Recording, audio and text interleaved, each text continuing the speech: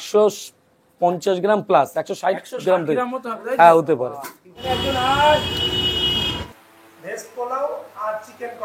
কোনোদিন 16 লিটার দুধ লাগে, 20 লিটার লাগে, আবার 12 লিটার লাগে, বাজার যেরকম চাহিদা থাকে সেরকম। যেমন আজকে 16 লিটার দুধ দিয়ে করা হয়েছে পুরোটা। হ্যাঁ বিরিয়ানির জন্য ভাই, হচ্ছে এটা পুরোটাই দুধ, এটাতে মশলা দিয়ে গ্রেভি করা হয়েছে এটা। এবার দেখো অন্য অন্য জায়গার সাথে এই বিরিয়ানির সাথে তুলনা করাই যাবে না, কারণ এইটা পশ্চিমবঙ্গে প্রথম পুরোটা দুধ দিয়ে তৈরি হয়, একদম পশ্চিমবঙ্গের ধরো, একদম একদম। বিরিয়ানিটা কিন্তু সম্পূর্ণ দুধের উপর তৈরি হয়েছে। এমনিতে মশলা কম আছে বলে আরো টেস্টটা বেশি হয়েছে। এটা বেশি মশলা দিলে যে ভালো লাগবে এরকম কোনো কথা।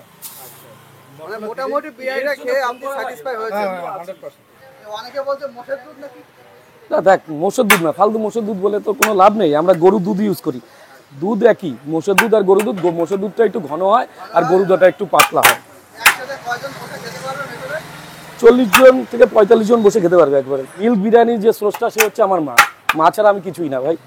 এবার আমার সব থেকে ভালো লাগছে শুধু আমারটা, আমি যে ভাইরাল হয়েছি বা আমার জন্য তা না, আমার মা যে রেসিপিটা সেইটা ভাইরাল হয়ে গেছে। মা আজকে আমাদের মধ্যে নেই, কিন্তু মার রেসিপিটা যে ভাইরাল হয়ে গেছে এটাই আমি সবচেয়ে খুশি বেশি।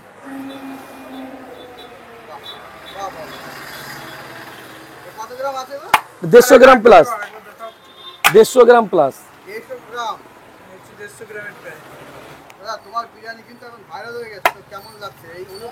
ভাইরাল কি বলবো জানি না, শুধু একটাই ভালো লাগে, যতবারই মিল্ক বিরিয়ানিটা উচ্চারণ হয় ততবারই আমার মায়ের কথা মনে পড়ে।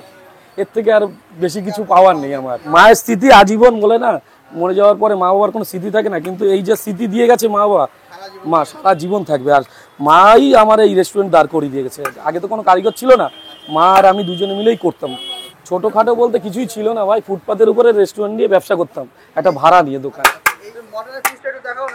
এটা 150 গ্রাম পিস, 150 গ্রাম পিস। এটা হচ্ছে 150 গ্রাম পিস রিয়াজি খাসি। এই যে দেখো 250 গ্রাম পিস। মোটামুটি একটা খেলে মনে রাখবে যে বিরিয়ানি খেয়েছি। আর শুধু একটা কথাও বলবো সবার উদ্দেশ্যে, যে যারা এখনো মিল্ক বিরিয়ানি খাওনি, মানে এই বিরিয়ানি প্রসেসটা অন্য 10টা 5টা বিরিয়ানির তুলনায় সম্পূর্ণ আলাদা। এই বিরিয়ানির সাথে কোনো কম্পেয়ার করা যাবে না কারোর সাথে।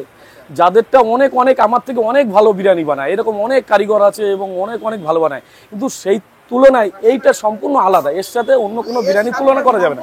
হ্যাঁ, এর স্বাদ সম্পূর্ণ আলাদা। হ্যাঁ, মটনের লেগ পিস।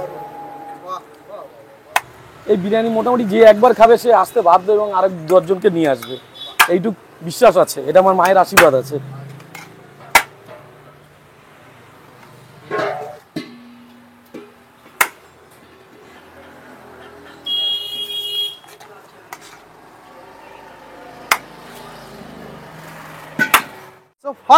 ফাইনালি আমার হাতে চলে এসছে, মানে পশ্চিমবঙ্গের মধ্যে এই প্রথম দাদা দাবি করছে দুধ দিয়ে তৈরি। মানে এটা জাস্ট আমাকে পুরোটাই রীতিমতো ভাবিয়ে তুলেছে যে এই ফার্স্ট টাইম আমি এই বিরিয়ানিটা টেস্ট করতে চলেছি, এবং এই বিরিয়ানির কিন্তু দারুণ একটা গন্ধ আমি পাচ্ছি। এখানে 16 থেকে 18 লিটার নাকি পার ডে গরুর দুধ লাগে।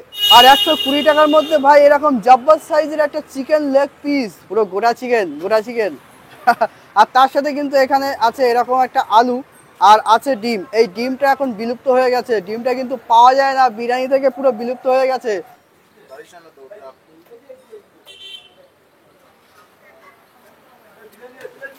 ও কিছু তো একটা আছে বস, বিরিয়ানিতে দুর্দান্ত লাগছে।